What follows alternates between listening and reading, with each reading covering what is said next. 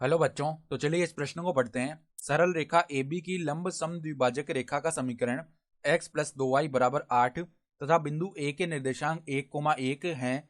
बिंदु B के निर्देशांक हैं विकल्प A 0,2, विकल्प B 1,3, विकल्प C 3,5 और विकल्प D 2,5। तो यहाँ पे देखो, हमें बिंदु B के निर्देशांक बताने हैं क्या होंगे। तो प्रश्न में आगे बढ़ने से पहले इस प्रश्न से संबंधित जो मुख्य उदाहरण है उसकी हम चर्चा कर लेते हैं। तो देखो, मुख्य उदाहरण देखो, बिंदु x1, y1 का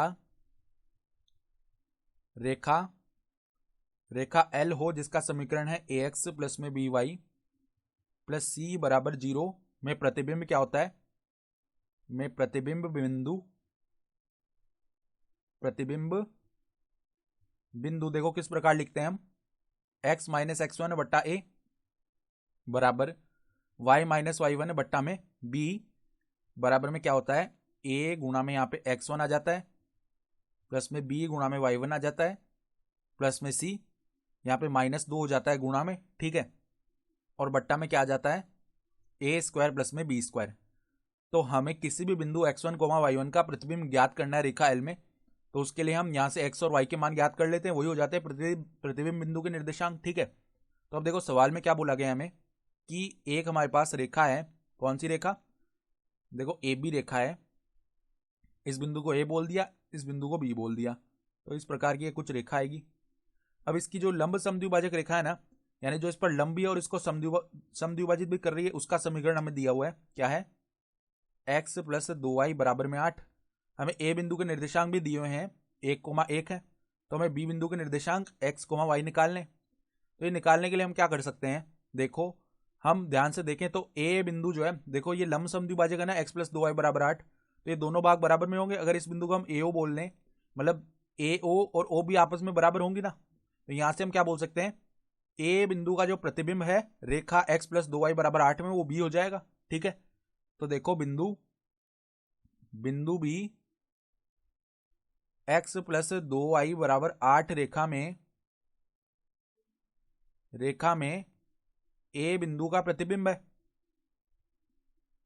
A बिंदु का प्रतिबिंब है। तो अगर बिंदु B के निर्देशांक निकालने हैं ना हमें, तो हम क्या करते हैं, A बिंदु का प्रतिबिंब निकाल लेते हैं इस रेखा में।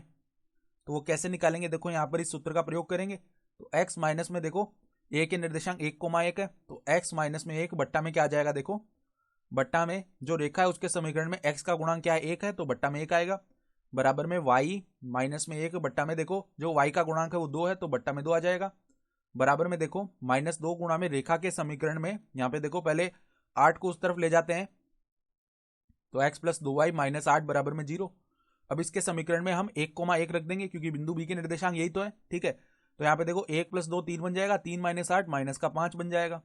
बट्टा में क्या आ जाएगा, a square plus b square, यानी कि 1 प्लस में 4 तो 5 हो गया नीचे। तो यहाँ से 5 से माइनस का 5 माइनस 1 बार विभाजित हो जाएगा, तो -2 गुणा -1 क्या हो जाएगा, हमारे पास 2 आ जाएगा। तो अब अगर हम x का मान ज्ञात करेंगे ना, तो x माइनस 1 बराबर में 2 है। तो यहाँ से x का मान क्या आ जाएगा, 2 प्लस में 1 बराबर में 3 आ गया। फिर देखो y का मान ज्ञात करेंगे, तो देखो y माइनस 1 बराबर में जो y माइनस 1 के बट्टा में 2 है वो 2 से गुणा होगा, तो 4 आ जाएगा। तो यहां से देखो y का मान क्या आएगा, 4 प्लस में 1 यानी कि 5। तो बिंदु B के जो निर्देशांक है ना वो क्या आ जाएंगे हमारे पास में, 3,5, और यही हमारा उत्तर हो गया। अर्थात जो विकल्प सी है वो हमारा सही विकल्प आ जाएगा, ठीक है। तो आशा करता हूं कि आपको ये प्रश्न समझ में आया होगा। धन्यवाद।